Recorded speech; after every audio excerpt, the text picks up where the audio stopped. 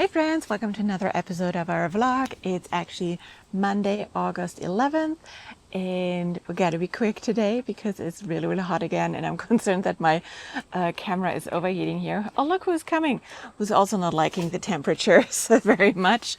So what we've been up to, in case you're wondering why I have such dark circles under my eyes, I didn't sleep so well last night because I harvested my potatoes this weekend and my back was hurting afterwards. So we have emptied 15 out of our 20 grow bags. Oh, not, I shouldn't say we, it was me, only me.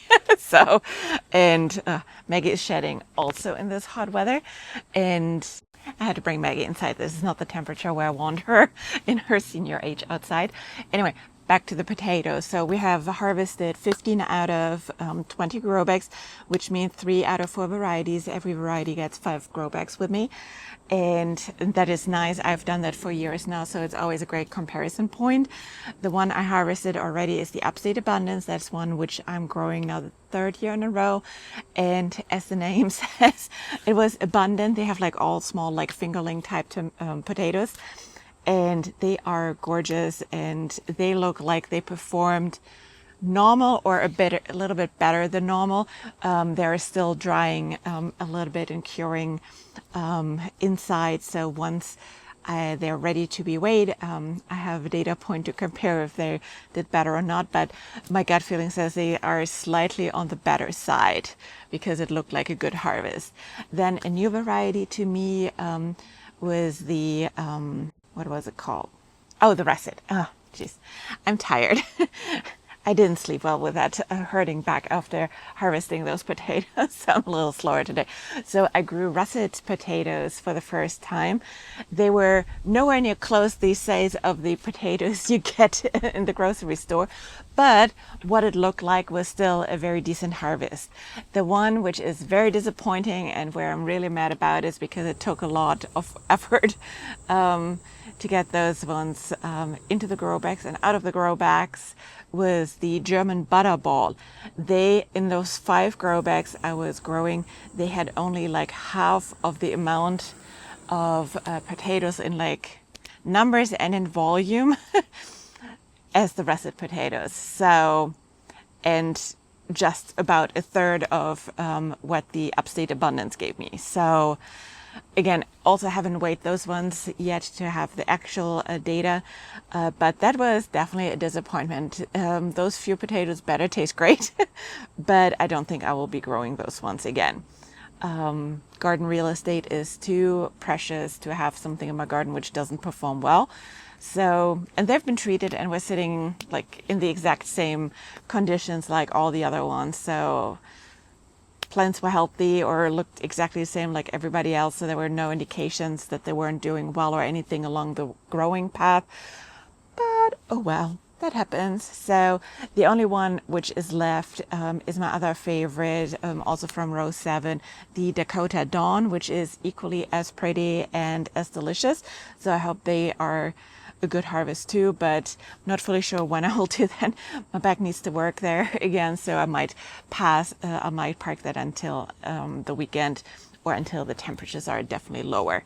So yeah, and there's not the biggest rush with those ones except for me wanting to get it done and get the driveway back into the state because the mess is a hot one and a messy one, but we got to deal with that at times, right? The other thing which was really cool is how much you guys liked my zinnia experiment video with the review video of my floret zinnias growing in year 2 and the experiment if I was able to grow more doubles versus singles. So if you're curious and haven't seen that yet, check that out over here. But yeah, that was clearly one which struck a chord with all of you. So I'm glad that was interesting. What else we're going to do this week? I'm trying to keep my carrot seedlings alive and everything else in those hot temperatures again. I put a little shade cloth over my bed in hope that gives them a little bit relief. They were just like an inch tall so far, and I was like going out in the mornings to really water them in well. So I hope the weather didn't fry them and the shade cloth was doing its thing. But yeah, other than that, it's going to be a hot week, but that is what you get when you start seeds in August, right? And we had that last year too, and they were fine in the end, so we'll see. Otherwise, I just got some additional carrot seeds and for the grow bags in the driveway. Otherwise, we'll throw some extras in that bed too in case they got fried in that 90-degree weather. Yeah, but other things, the dahlias are finally coming in.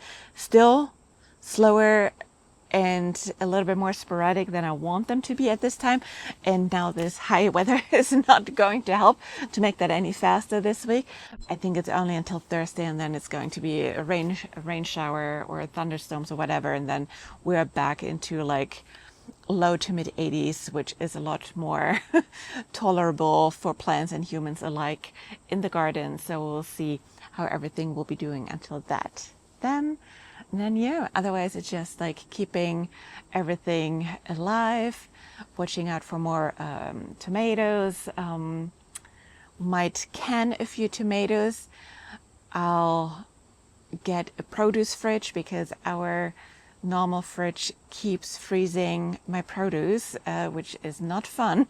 So I'm going to invest in a little just fridge only for the basement where I can have my vegetables stored in the moments when I need it in the year, because we don't always need it all year round. So yeah, we'll just decided that this morning, instead of getting a full new large fridge, because otherwise it's okay-ish, we'll just get a teeny tiny produce fridge where I can like stash my produce without it risking to freeze.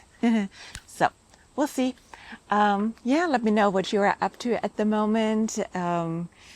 August is always like an interesting time of the year here for us, but I hope you're enjoying your garden. And yeah, let me know what you're up to if you have any questions.